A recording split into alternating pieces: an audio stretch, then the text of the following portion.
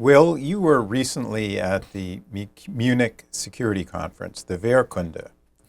Can you tell me what was your dominant impression? That was where Vice President J.D. Vance gave a talk that enraged the Europeans.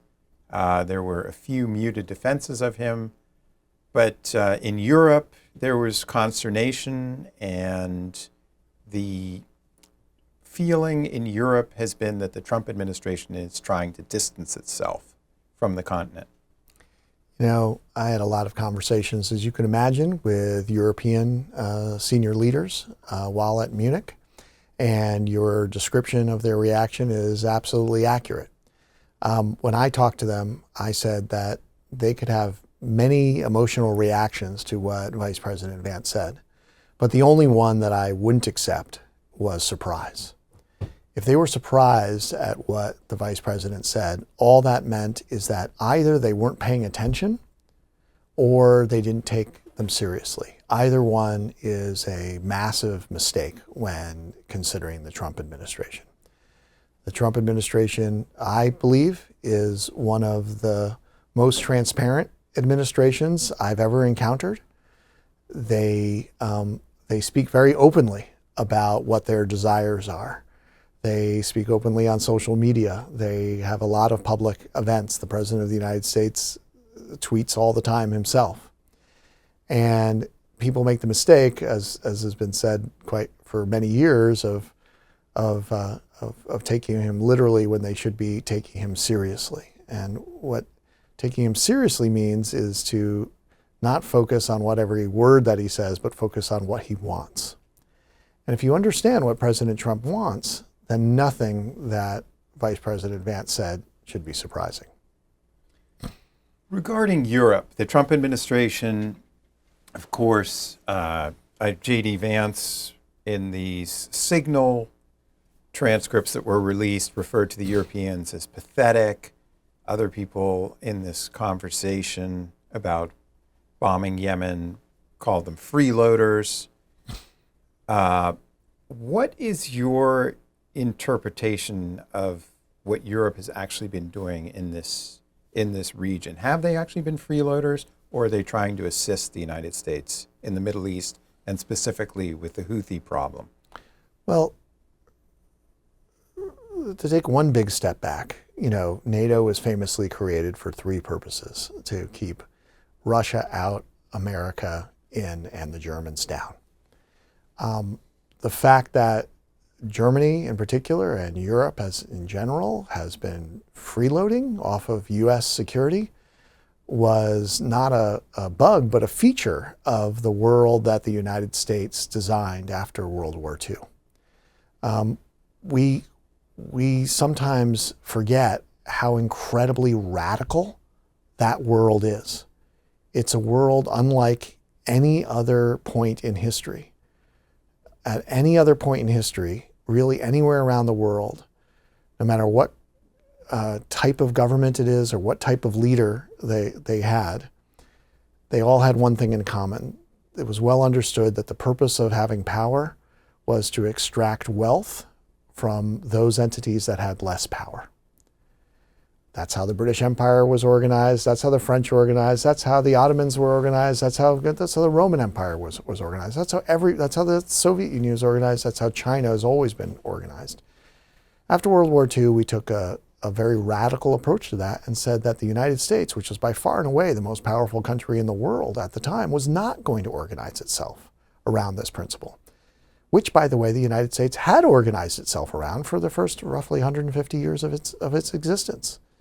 I happen to like that world. That world resulted in by far the richest world the world has ever seen, by far the most peaceful world the world has ever seen. That world was based or centered on American leadership. That's the only way that world exists.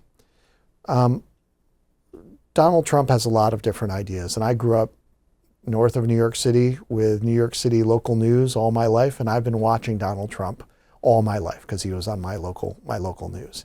He is the same person today that he was back in the 1980s. And he's been very consistent over time. He believes, I think, and he said it in a number of different ways, is that this world that the United States has created has a requirement that on the United States that is well far in advance of what benefits there are to the United States. He said this a number of times in his first term. He said this before he became president. He said this during the campaign before his second term, and he said it in a number of ways again. And you saw that in very specifically the topic that was under discussion that we now know in the famous Signal group chat about striking the Houthis. I was very happy that President Trump struck the Houthis. I thought that this was long overdue. In the world that we have created, we created a world where the United States defends freedom of navigation everywhere, no matter what the source of trade, no matter what the destination of trade. Again, that's a very radical idea. The British never did this when they were an empire. And there are 8 major maritime choke points in the world. 1 in the entire Western Hemisphere, 1 in Africa, 1 in East Asia, 1 in clearly in Europe. There are 4, half of those 8 are where Europe, Africa, and Asia meet. That's one of the key reasons why we care about the Middle East. The other key reason is energy and the fact that it decides what the price of oil is in the world. When you add those 2 things together, that's why we care about, that's what our policies in the Middle East have been centered around in so many respects. There's lots of other interests that we have, including in Israel, but those are the most important ones. President Trump has called those into question for a number of years. So I was very happy that he took action to defend freedom of navigation by striking against the Houthis, who are the most immediate direct threat to freedom of navigation, shutting down the Bab el-Mandeb Strait, in effect shutting down the Suez Canal, with the exception of Russian and Chinese cargo, which are obviously paying off the Houthis to get through. But it did not surprise me at all what you saw in that Signal chat, because what you saw in that Signal chat was the Vice President, the Secretary of Defense, very frustrated with Europe on this question. And for those who don't pay as much attention to this, they might say, well, isn't this in the Middle East? What are they talking about Europe?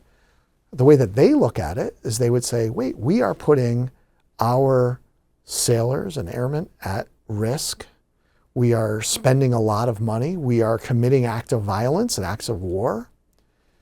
And what are we doing this for? We're doing this to move oil through. Okay. So are all the oil producers sending their navies and helping us? No, they are not. We're doing this to protect cargo coming from China and other places in East Asia. Are they protecting it? No, they're not. The limits on cargo going through are costing Egypt $8 billion a year. Egypt has a navy. Are they involved in this? No, they are not. Where is this going to? It's mostly going to Europe. Is Europe doing this?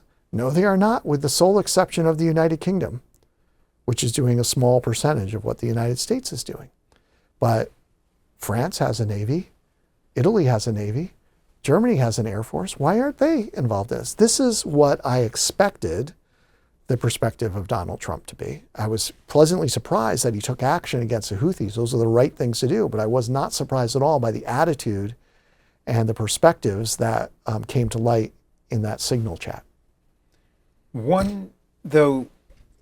Let's say that Trump really made good on his musings about exiting NATO. What would that imply for America's ability to project military power in the Middle East? Oh, it would tremendously diminish our ability to project power. Not completely, of course. We have things like B-2 bombers that can fly out of the continental United States all the way to the Middle East, bomb and come back. We have ships that can go there. Well, but the ships need to be based somewhere, need to get resupplied somewhere. what we have, if you look at a lot of the U.S. Navy that goes to the Middle East, a lot of them tend to go through the Suez Canal from bases in Europe. Not all of them, but a lot of them do. So our ability to project power globally depends on the interlocking network of bases, ability to have placement and access all around the world. All of this depends on each other. It would be tremendously more expensive to do it otherwise.